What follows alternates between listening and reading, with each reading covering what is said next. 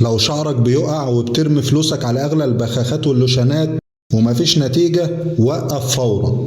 انت كأنك بترش مية على بلاستيك. لو عندك قشرة وخصوصا الدهنية، ففي عازل بيمنع العلاج يوصل لبصيلة الشعر، يعني حرفيا بتبني على أرض ميتة. طب ايه هي القشرة الدهنية؟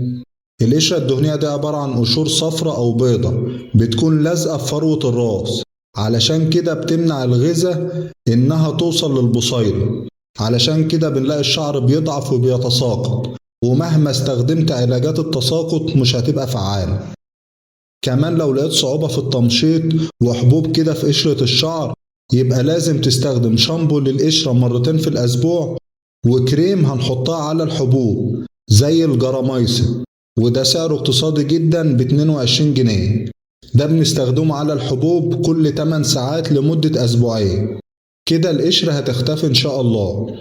يبقى في الأول ننظف فروة الراس، وبعد كده نبدأ رحلة العلاج الصح. الفيديو الجاي هقولك على أقوى بخاخات التساقط اللي هتجيب معاك نتيجة فعالة بعد ما نضفنا فروة الراس. ما تنساش تتابعني علشان السلسلة دي هتغير شعرك تماما.